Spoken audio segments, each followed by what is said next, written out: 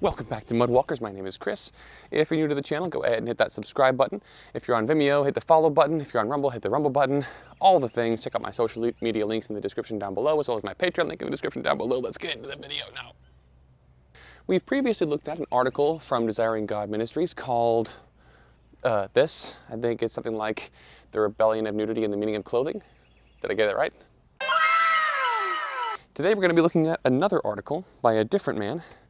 And this article is called Why We Don't Walk Around Naked. As you can imagine, for some random, undisclosed reason, that title caught my eye for some reason. As I usually do in my article responses, the way that I've organized the video is I've taken, excerpt one of the article, and I'm going to shove it on screen and have a reading, and then I'm going to give my commentary on that section. Then starting from where we left off, we're going to continue the article in the next section. I'll give my commentary on that section, and so on and so forth until we've shown the entire article. I've left a link to the original article in the description down below. Go ahead and check that out. I want to know if I've missed anything, overlooked anything, or if I've misrepresented something, etc., etc. How many times can I make this dance move? Just because, I want to be as accurate as possible. Just because I disagree with Jonathan doesn't mean, that's the author's name, just because I disagree with this guy doesn't mean that I want to misrepresent him or mistreat him. So by all means, if I get something wrong, do let me know. Let's get into this. Have you ever stopped and wondered why we wear clothes? If you think about it, it's an odd custom. You don't say. Before exposing ourselves to the public, we choose to hang colored material from our shoulders and hips and then cinch everything together with a strip of cowhide. It is true that this whole business provides some consolation on a frosty morning, but let's be realistic, shall we? It's summer, and summer means sultry, and sultry means sweat. And sweat means my clothes play the sponge more than anything else. I don't know about you, but I've got better things to do with my hot months than spend them in the arms of a soggy carpet. I mean, yeah, you're making some really good points here. I'm not going to argue any of that. It sounds pretty good to me. Milton called our clothes these troublesome disguises.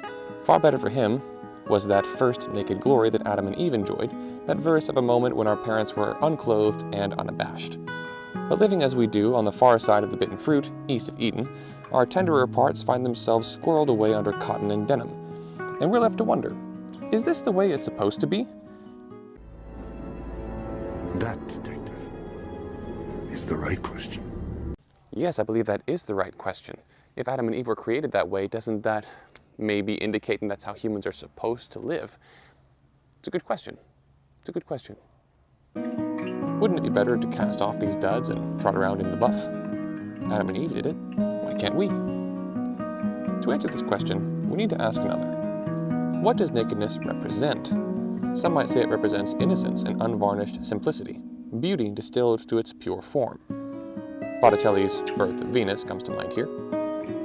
Song of Solomon certainly seems to suggest this, with its lovers praising one another's bodies from stem to stern and from sea to shining sea. Following this mindset, Adam and Eve's nakedness before the fall was praiseworthy, a fitting counterpart to their porcelain-skinned consciences. But this innocence perished at the forbidden tree. Nakedness became taboo, and Ralph Lauren said, "Let me help you with that." Clothing in this scenario is a necessary evil, an accommodation to the curse, Milton's troublesome disguise. Okay, this is where things start to unravel a little bit. Now, to Jonathan's credit, he does say, some might say, instead of, this is how things definitely are. So, I give him credit there. He's not being totally universal with this.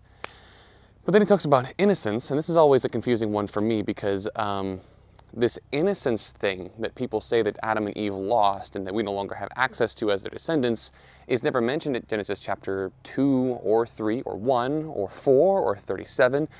Innocence is never defined and described in the text of Scripture, so it's difficult to know exactly what Jonathan means by innocence here or why such a quality of life would have some kind of say in what is right and wrong for humans to do. Hello, helicopter.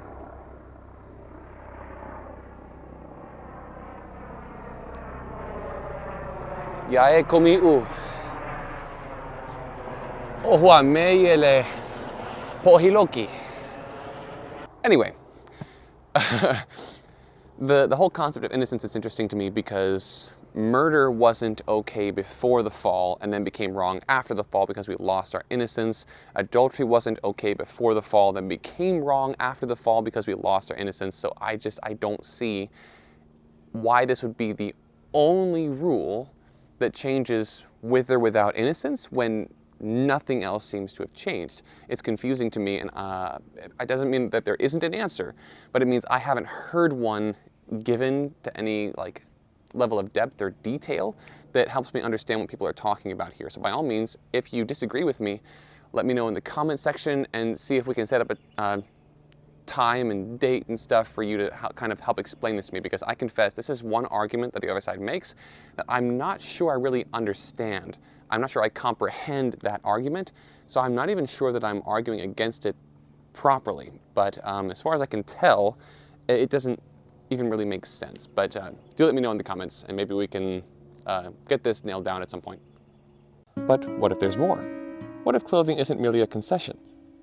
When we survey the biblical depictions of nakedness and clothing, we find that, overwhelmingly, nakedness is associated with deficiency and shame. For example, when Joseph's brothers came to him during the 7-year famine, he accused them of spying on the, quote, nakedness of the land, unquote. Job, bald and childless, declared that he would leave this world as bare as he came. Jesus pairs the naked with the hungry, the diseased, and the incarcerated, none of these a desirable condition. Notice that Jonathan says overwhelmingly, not universally.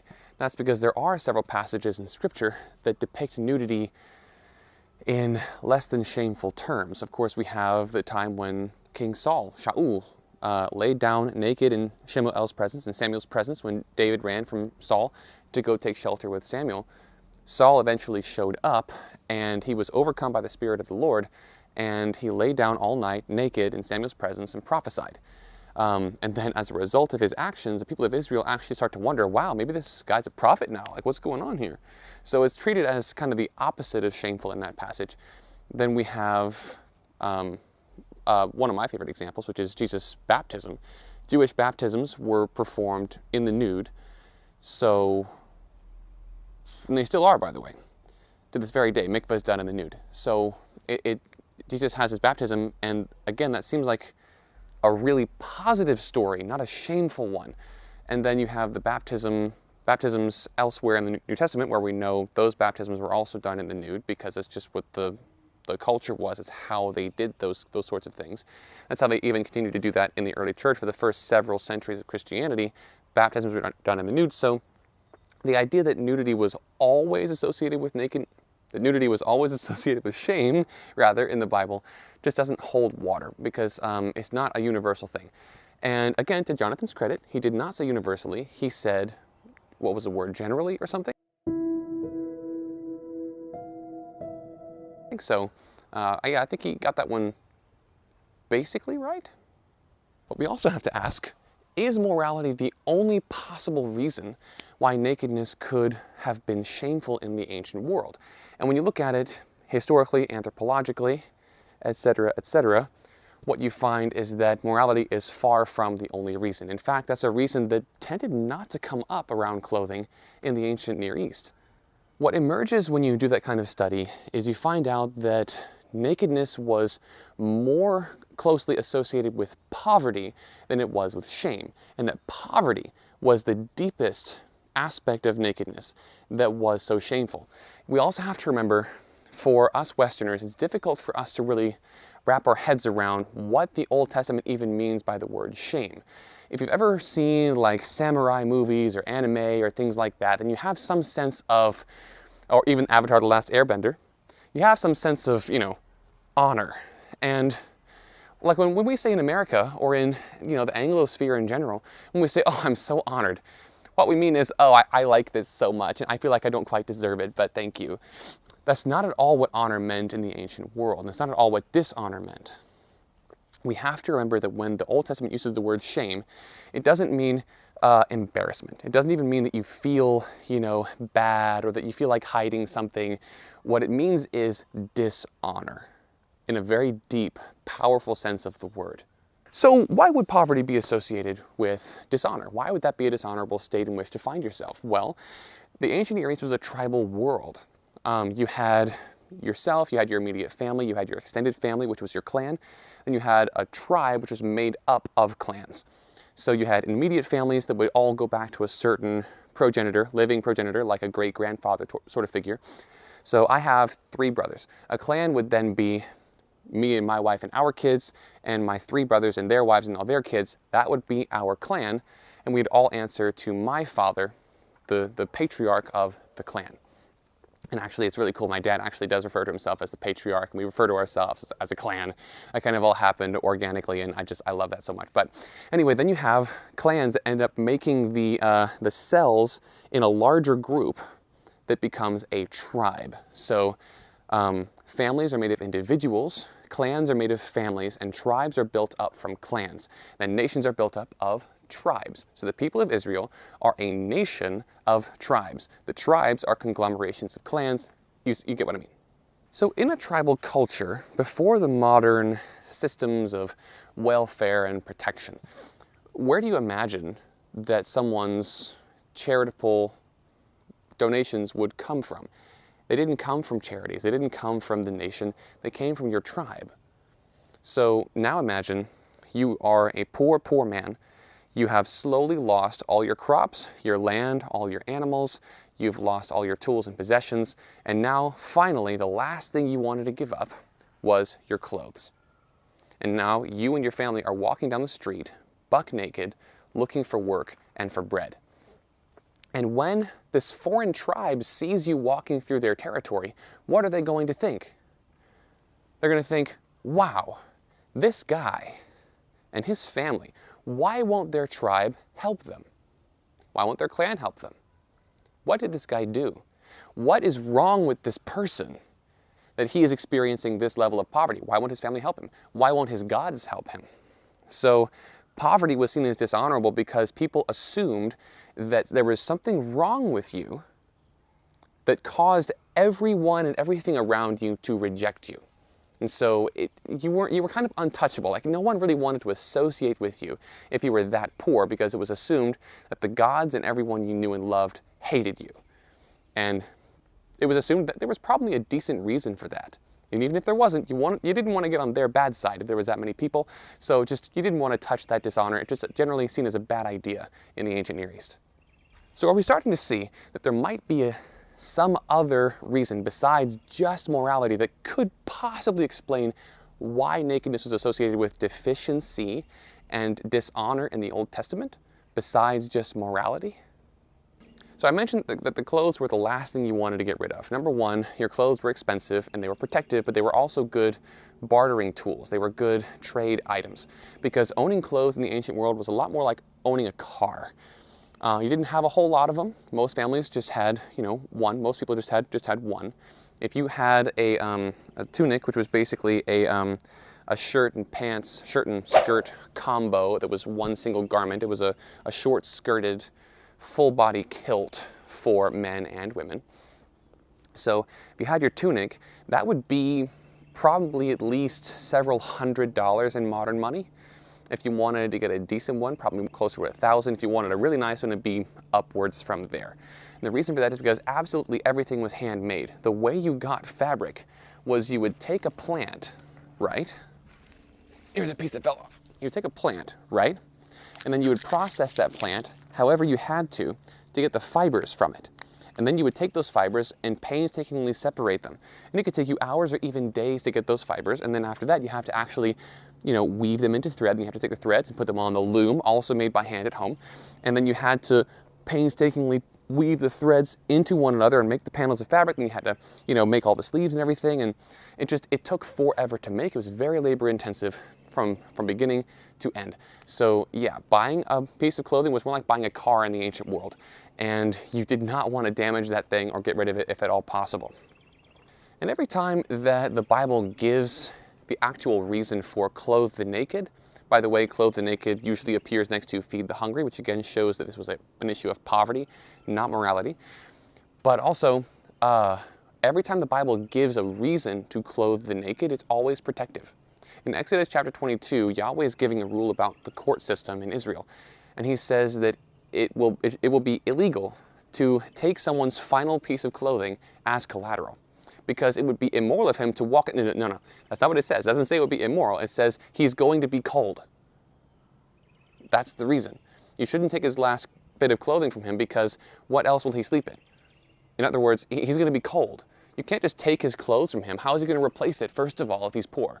Second of all, you really are going to be so cruel to this man. You're going to send him home to shiver through the night, probably get sick, in a land, remember, without advanced medicine.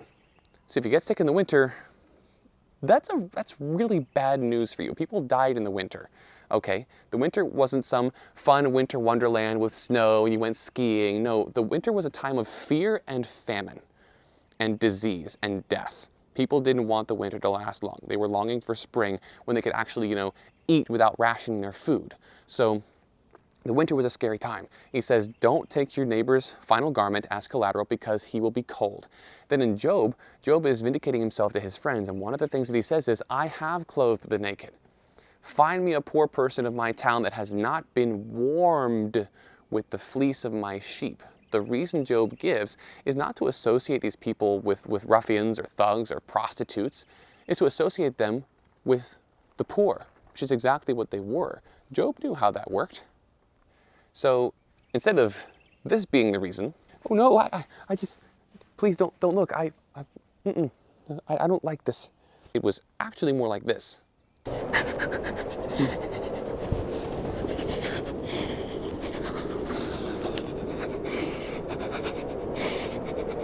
So rather than this being a moral issue where Yahweh expects us to help people not to sin by being naked, he expects us to help them not to suffer by being naked. That's the reason for the rule. Then in the Sermon on the Mount, Jesus includes nakedness with a list of physical hazards, not moral vices, which is very interesting. But something that we never ever find anywhere in the Bible is a rule that says all humans must wear clothes, or no humans can allow people to see them naked except for various exceptions. That rule doesn't appear anywhere in the text. Rather, the only real reason we get for humans in general to wear clothes is because it's dangerous to live perpetually without them. Let's look at the next section of the article. But before we do that, I'd like to thank my generous supporters over on Patreon. These guys are making the channel possible. They're keeping my work sustainable, and in general, I can never express enough appreciation for what you guys are doing. Patreon is really helping Mudwalkers take big strides into the future. Well, I'm not time traveling, you know what I mean. I'm making big steps on my content creation journey. I'm looking at taking some trips this year to go make content across the country, which is really exciting, and Patreon is making that possible. If you'd like to contribute to what I do, if you believe in this cause and this message, by all means check out the Patreon link in the description down below. That link will also appear here at some point. And in general, yeah, there's a $5 option, $10 option, they go up from there. You'll support what I do, plus the $10 options and up, $10 options and up, I'll have access to a monthly video call with me and the other patrons, and that's a time for us to get together and share stories and swap ideas, and in general, just hang out and have fun. It's one of the highlights of my month, honestly, is getting to talk to you guys. And I've had some really, really good interactions this month, and it's just become a massive blessing in my life having you guys around. It really has. But without further ado, let's get back into the video. And what about marital nakedness? We never read of Solomon exclaiming, "Behold, you are destitute, my love. Your hair falls down your neck like 1,000 unemployment lines."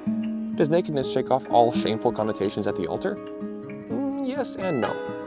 It does in the sense that husbands and wives have full and glad access to one another's bodies, no footnotes, no small print, no commercial breaks. But this is possible not because clothing has vacated all its former meaning, but because the husband has covenanted to cover his wife's bareness. Think, flesh of my flesh. Note the language God uses of Israel in Ezekiel 16. I made you flourish like a plant of the field, and you grew up and became tall and arrived at full adornment. Your breasts were formed and your hair had grown, yet you were naked and bare. When I passed by you again and saw you, behold, you were at the age for love. And I spread the corner of my garment over you and covered your nakedness. I made my vow to you and entered into a covenant with you, declares the Lord Yahweh, and you became mine. Again, the question isn't whether or not nakedness is a bad thing in the Old Testament. It's a question about why it was a bad thing. Hello, son. That's very pleasant. Jonathan actually skips over the first half of this parable in Ezekiel 16, which is significant. Let's go back and take a look at that so we can hear about more of this context and see if there are any clues there about why the nakedness is a bad thing. And as for your birth, on the day you were born, your cord was not cut, nor were you washed with water to cleanse you, nor rubbed with salt, nor wrapped in swaddling cloths. No eye had pity on you to do any of these things to you out of compassion for you, but you were cast out on the open field, for you were hated on the day that you were born. And when I passed by you and saw you wallowing in your blood, I said to you in your blood, live.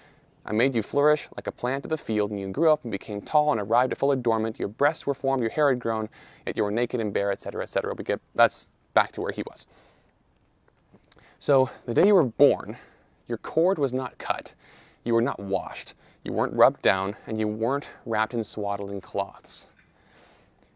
So not even the basic level of care was given to this infant at her birth. So the plan during the labor was to get rid of this kid, to kill her, to expose her, to get rid of her, but not just any old manner either. You were cast out on the open field because you were hated on the day you were born. Why did they cast babies out in the open field alive? You want to know? So they could be eaten.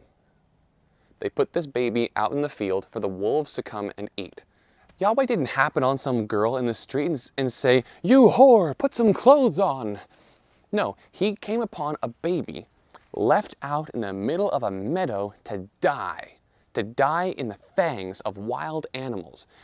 And he came along and he said, "Sweet child, live, not clothe, live." That gives us context for the whole rest of this. He is providing for her welfare, not protecting her from some kind of immorality. She's cast out in the middle of a meadow. Is she well looked after? Does she have a clan? Does she have a tribe? Is she going to have any food to eat? Is she going to have any shelter? No. She is the most dishonored sort of person you could possibly be. She doesn't even have a mother. She doesn't even have a sibling. She doesn't even have family. She has nothing. She is as outcast as you could possibly be. But then look, when she's not a baby anymore, Yahweh comes back. After he saves her life, he leaves her there, he goes back about his business. And later on, he comes back to check up on her. And now she's pubescent, she's adolescent, she has breasts now, her pubic hair is there. And he says, wow, she's at the age for love. She's ready to get married to somebody. And so, she's ready to get married. But then, what does he say? He says, but you were naked. So what's his response? You whore! No. He doesn't say that. He's not saying that she's in sin. What he's saying is that she is in need. So what does he do? He doesn't say, okay, dear, you just put some clothes on. No, he says, I took my cloak and I wrapped it around you. Now, why would someone do that? Again, looking at this historically, why would you do that? To protect her because she's cold, or because she's exposed to the sun, or something like that, not necessarily because of morality. Again, the whole point of this parable is that Yahweh is concerned for Israel's welfare. He's not getting onto them for their sin in this parable. Not at this point in the parable. He's talking about taking care of her on the front end. Now later on in the parable, things get really sideways. But at this point, he's just focusing on their welfare. But another problem with what Jonathan is doing here is that Yahweh doesn't turn this parable around in the audience and say, therefore, husbands must clothe and cover their wives. That's not at all what the passage is about. The passage is about just like how it's the right thing to protect and care for orphans, I did the right thing by protecting and caring for Israel because I am their loving, benevolent creator. That's the point of the parable. Not to say that husbands have some kind of a duty to conceal their wives' forms. That's not at all what it's getting at. And Yahweh doesn't take some kind of aside to say, and just like I did this, therefore you must also clothe your wives. He doesn't say that. So, trying to put some kind of concealment mandate into Ezekiel 18, where there just isn't a rule like that, doesn't seem to work. Returning to Genesis 2, Adam and Eve were stark naked and loving it, not because this was an ideal state, but because they were ignorant of their need for dress. Genesis 3:7 reports that when they ate the fruit, the eyes of both were opened, and they knew that they were naked, and they sewed fig leaves together and made themselves loincloths. The difference, I would suggest, between the pre-fall and post-fall couple is not the significance of nakedness, but the awareness of nakedness. Nakedness has always called for cover. The tragedy of Genesis chapter 3 was that our parents settled for fabricated shrubbery when God would have clothed them like kings. Where did you get that from the Bible? At no point... At what point in the Bible is clothing put forward as some kind of eternal, cosmic, permanent necessity for humans? before and after the fall. We haven't even kind of seen that in any text that you've presented up until this point. And I've never seen it in any text I've seen in all of my 12 years of looking at this issue biblically. So where did it come from? If clothes were that absolutely necessary, you'd think God would have covered that on the first day of Adam's life. Okay, Adam, now I know that I have been creating all of the things, and that's great, and we're almost done, but just real quick, let's just do this one last thing. Okay, so much better. It's not even like in Genesis chapter 3 when Adam comes out and says, I was afraid and hid because I was naked. God says, that's right. Good job, boy. You did exactly the right thing. I've been waiting for you to notice that. In fact, Adam comes out and says, I was afraid and I hid because I was naked. And God says, who told you that? It's kind of like the opposite reaction of what you'd expect, because God's reaction isn't, good job, I was hoping you would see that. It was, where'd you get that idea? It didn't come from me. But contrary to Jonathan's suggestion here, you look at the end of Genesis chapter 2, and what does Yahweh say about his completed creation? He looks down at everything that he has made, and behold, it is very good. The words there are ma'od tov. Ma'od tov means extremely or abundantly good. So God looks out at everything that he has made, and behold, it is abundantly good. That includes the two little naked humans that are running around down there. It doesn't not include them. He did make them. Everything that he had made was ma'od tov, was abundantly good. So how could God look down at something fundamentally wrong with the situation, deficient and shameful and awful, something that Adam and Eve should have known better than to live that way, something he should have known better than to let them live that way, that he knew was wrong with the situation, and say, that right there, that's abundantly good? I find that really difficult to swallow, because I tend to take God at his word when he says things are good. So to look out at the situation that God pointed at and called abundantly good, and for you to look at it and say it was abundantly awful, I find that difficult to believe. I'm going to take the text over you on this one. Oh, by the way, if you're wondering if this is an old shovel handle, then you'd be right. This is actually an antique shovel handle, or somewhat antique, that I found in my dad's shed, and he said, go for it, so I went for it. And actually makes a decent little walking stick, I find. It's neat. So why don't people walk around naked? Because we were never meant to. God has always intended our wardrobe to point us to his provision. Moreover, in Christ, we anticipate the day when, clothed in white, we will all stand before him unashamed. Again, we just haven't seen that supported by any passage that Jonathan has raised so far.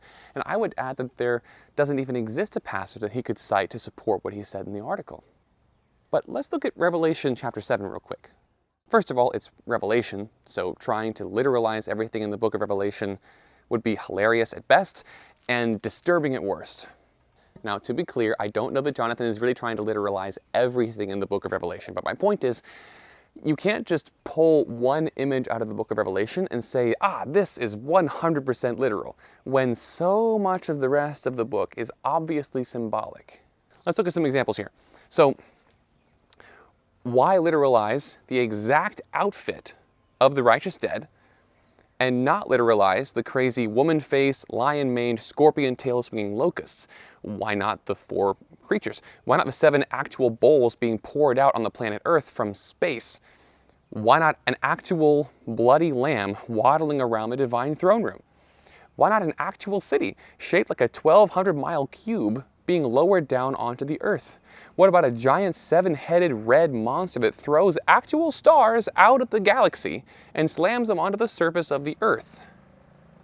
So again, the point is that you can't take a single image out of the book of Revelation and say that that's literal when so much of the rest of it is symbolic. We really need a compelling reason to think that that particular thing is literal when everything else is symbolic.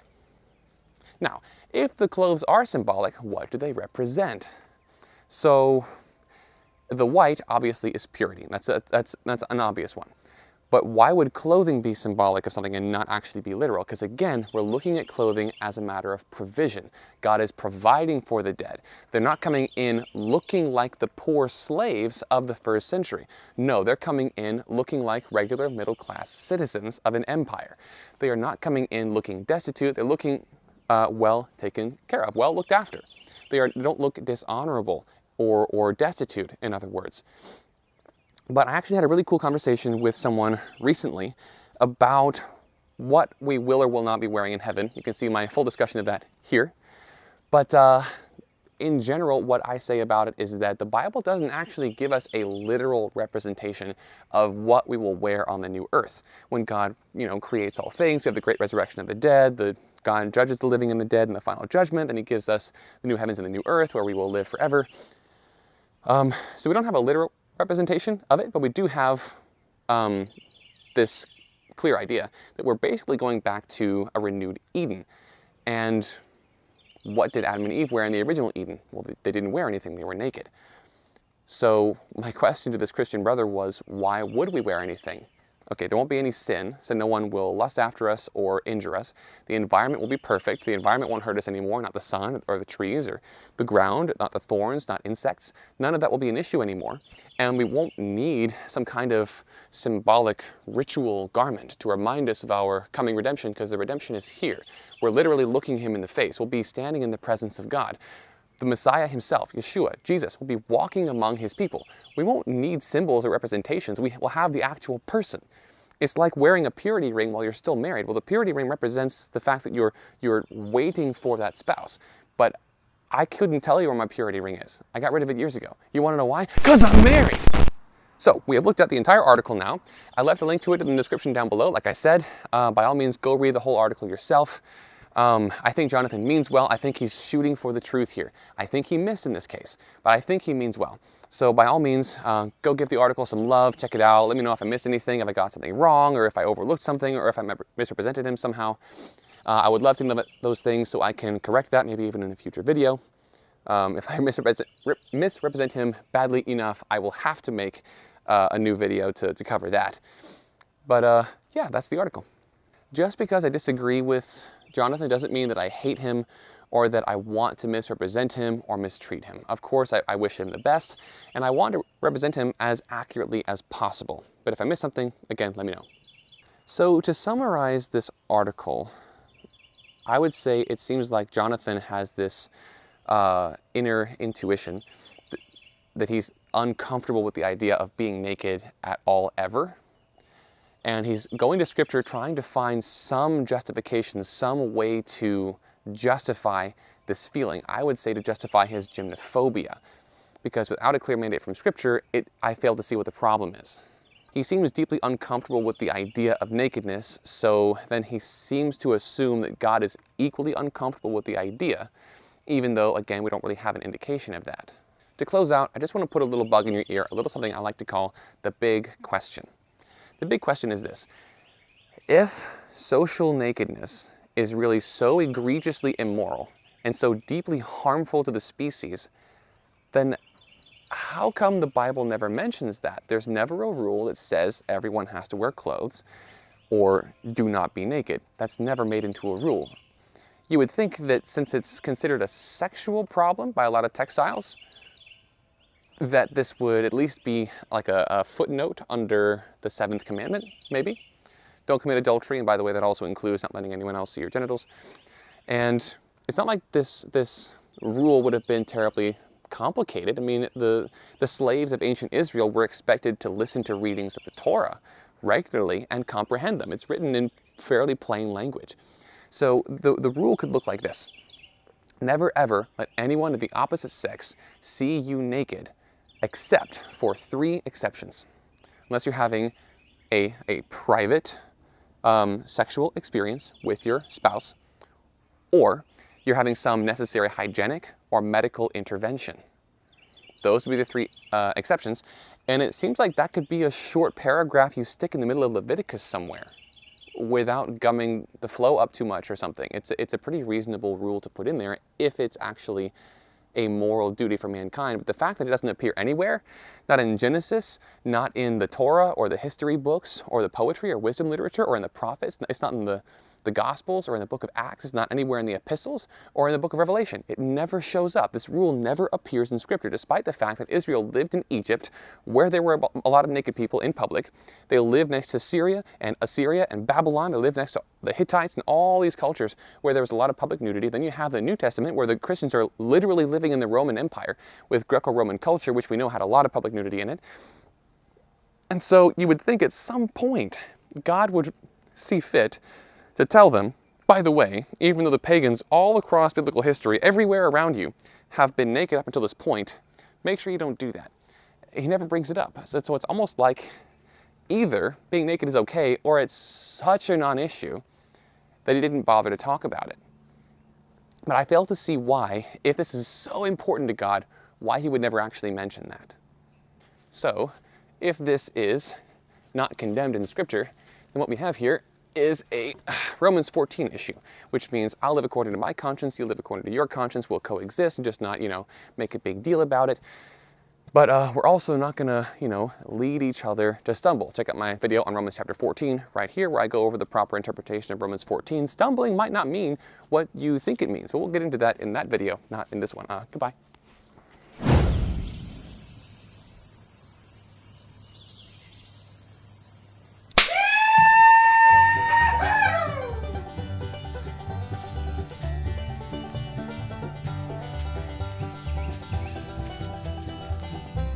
Out in the field for the wolves to come and eat.